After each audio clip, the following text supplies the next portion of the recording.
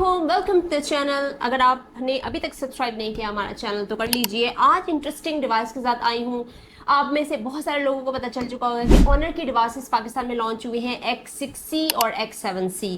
Prices भी different है, variant भी डिफरेंट है, ऑप्शन अच्छे दिए हैं, लेकिन यहाँ पर जानना ये ज़रूरी है कि आप लोगों के लिए मिड रेंज कैटेगरी में या लोअर बजट में ऑनर क्या लाया है अपनी डिवाइसेस में, क्योंकि ऑनर ने काफ़ी अर्से बाद कम बैक किया है और मैं उम्मीद करती हूँ कि एक अच्छा फीडबैक मिले। ये तो डिवाइसेस को यूज़ करके ही पता चलेगा कि क्या सिलसिला है इनका। तो मेरे पास डिवाइस है ऑनर की X6C और ये एक बजट डिवाइस है। 30,000 इसकी प्राइस है, यानी कि 29,999 प्राइस है। तो ये है 6GB रैम और 128GB इंटरनल स्टोरेज के साथ। इसमें दूसरा वेरिएंट भी है जो 12GB रैम है और 256GB इंटरनल स्टोरेज के साथ है और उसकी प्राइस है 35,000। और इसके साथ जो ऑनर X7C है वो है 8GB रैम, लेकिन एक्सपेंडेबल रैम दी गई है, मतलब 8GB आप मजीद भी बढ़ा सकते हैं। तो 16GB रैम के साथ और 256GB इंटरनल स्टोरेज के साथ उसकी प्राइस है 45,000। तो ये प्राइसेस हैं। और मेरे पास जो आया है वो बिल्कुल एक मिनी फ़ोन, यानी कि बजट कैटेगरी का फ़ोन आया है 30,000 की प्राइस रेंज में। आजकल वैसे 30,000 में डिवाइसेस कैसी मिलती हैं आप बता सकते हैं आप लोग मुझे, क्योंकि 30,000 के डिवाइसेस को यूज़ करना एक मेरे ख्याल में बहुत बड़ा चैलेंज है। उसमें बहुत सारी चीज़ें होती हैं जो कि फेस करनी पड़ती हैं, लैगिंग इशू, कैमरा अच्छा नहीं होता, चार्जिंग अच्छी नहीं होती और 10 तरह के मसले होते हैं। लेकिन अगर मैं देखूं ऑनर X6C में, इसमें मैं आपको प्रॉस एंड कॉन्स दोनों बताऊंगी। वीडियो के एंड में आपने वीडियो कंप्लीट देखनी है। स्टार्ट करते हैं इसकी अनबॉक्सिंग से। बॉक्स में है चार्जर और चार्जिंग केबल के साथ साथ बैक कवर केस भी मिलता है। और ये है कुछ डिवाइस की लुक। और अगर आप इसकी लुक्स को देखें ना तो आपको वैसे ये लगेगा नहीं कि ये 30,000 की डिवाइस है। डिज़ाइन अच्छा दिया गया है, बोरिंग डिज़ाइन नहीं दिया गया।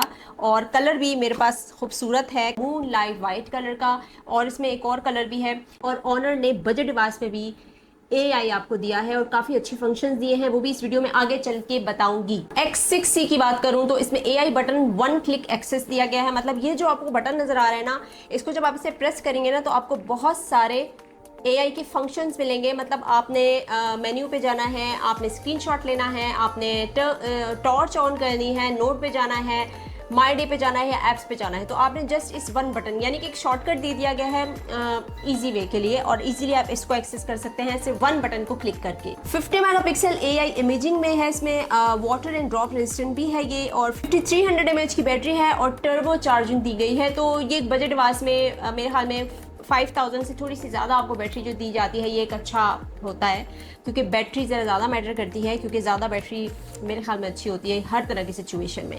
तो अगर बजट डिवाइस के हिसाब से मैं देखूँ, इसका डिज़ाइन जो है वो मुझे पसंद आया है। डिवाइस बहुत ज़्यादा हैवी भी नहीं है, बहुत टॉल भी नहीं है, एक स्टैंडर्ड साइज़ की डिवाइस है और आप इजीली एक हाथ में कैरी कर सकते हैं इसको। एक हाथ से आप टेक्सटिंग भी कर सकते हैं, ऐसा कोई मसला नहीं है कि कीपैड तक आपका थंब नहीं पहुंचता। तो आप अगर टेक्सटिंग करते हैं ना, एक हाथ से कुछ लोग करते हैं, तो ये देखिए आसानी से पहुंच पा रहा है, तो ऐसा कोई मसला नहीं है इसमें। 5300 mAh की बैटरी के साथ 35 वॉट का इसमें चार्जिंग आ रहा है और टर्बो चार्जिंग दी गई है। AI बटन के साथ साथ 1 क्लिक AI है, new AI button, premium UI experience. तो दोबारा से एक फ्रेश कमबैक है और इसमें AI भी दे दिया गया है, मैजिक OS दिया गया है। और जहाँ तक चिपसेट की बात है तो वो चिपसेट ट्राइड एंड टेस्टेड है। एक मिड रेंज कैटेगरी के लिहाज से MediaTek Helio G81, जिसमें आप अच्छी मल्टीटास्किंग भी कर सकते हैं, इवन आप ऐप्स भी आप हैवी इंस्टॉल कर सकते हैं। अगर मैं गेमिंग की बात करूँ या मैं गेमिंग की तरफ जाऊँ, जैसे हाई ग्राफिक्स वाली हो गई, तो बजट डिवाइस में आपको फुल पैकेज नहीं मिल सकता। मतलब गेमिंग डिवाइस अगर आपने देखनी है तो आप कोई और फोन देखें। चले भाई, तो मैं डिस्प्ले की बात करूंगी। एक चीज ने मुझे डिसअपॉइंट किया कि इसमें TFT डिस्प्ले दिया गया है। एटलीस्ट इसमें LCD पैनल दे दिया जाता, क्योंकि 30,000 की डिवाइसेस में LCD होता है तो बेहतर होता है।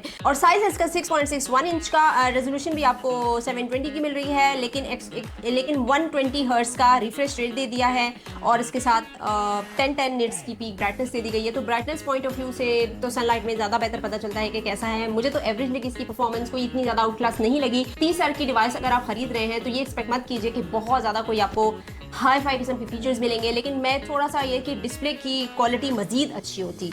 एक और चीज़ मैं आपको बताती चलूँ कि इसमें टच जो है मुझे लगता है लैग हो रहा है। मतलब जब मैं टच करती हूँ इसके डिस्प्ले को, या मैं कोई ऐप ओपन करती हूँ, कोई भी फंक्शन करती हूँ, तो ये 1 क्लिक में ओपन नहीं होता। इसमें थोड़े सेकंड्स लगते हैं।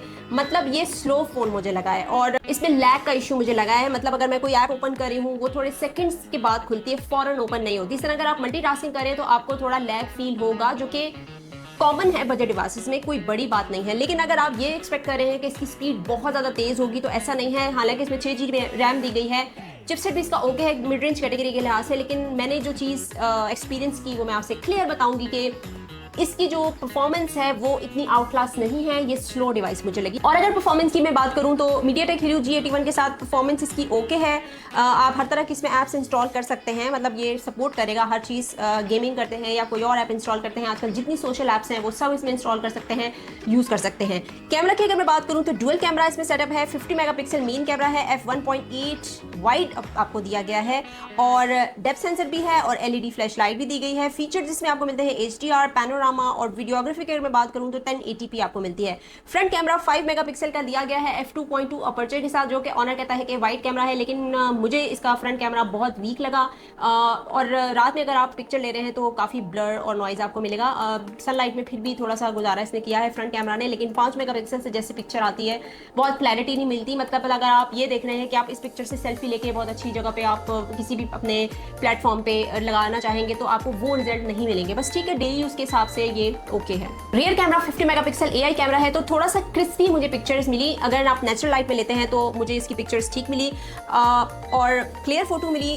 हाईलाइट भी किया उसने फोटो को, मतलब आप जूम इन भी कर सकते हैं, तो फोटो में थोड़ी बहुत डिटेलिंग मिली। जैसे कि ये डुअल AI कैमरा सिस्टम दिया गया है, तो इसमें ऑनर कहता है कि हाई पिक्सल काउंट होते हैं, और बाकी फ्रीज वंडरफुल मूवमेंट भी है इसमें। तो अगेन मैं ये कहना चाहूँगी कि एक इस बजट की डिवाइस में ये कैमरा ठीक है, स्पेशली रियर कैमरा की अगर मैं बात करूँ। फ्रंट कैमरा तो इसका मुझे बहुत ही वीक लगा। और बाकी इसमें ब्लूटूथ मिलता है 5.1, GPS भी है, रेडियो भी मिलता है, USB Type-C है, NFC भी है इसमें अंदर। तो ये कुछ चीज़ें हैं। बाकी सेंसर भी इसमें वो तमाम है, यानी कि side mounted fingerprint, audio jack है 3.5 mm का, कुछ बिल्ट इन गेम्स मिलेंगे आपको, टॉर्च भी दी गई है। तो एक्स्ट्रा फीचर्स भी इसमें हैं, जैसे NFC या डस्ट वाटर रेजिस्टेंट भी है ये, वाटर स्प्लैशेस पड़ते हैं, या ड्रॉप रेजिस्टेंट भी है ये 1.5 mm तक अगर आपसे ड्रॉप होता है। तो ये ड्यूरेबिलिटी के लिहाज से ऑनर ने इस फोन को ज़रा अच्छा बनाया है कि एक सॉलिड डिवाइस बनाई गई है, अगर आपसे गिरता भी है तो ये फौरन डैमेज नहीं होगा। अगर मैं 30,000 के बजट की बात करूं तो ऑनर ने X6C में 120 हर्ट्ज का रिफ्रेश रेट दिया है, जो कि इसका एक हाईलाइट फीचर हो सकता है कि इस बजट में आपको एक हाई रिफ्रेश रेट दिया गया है। लेकिन सिर्फ हाई रिफ्रेश रेट से नहीं होता,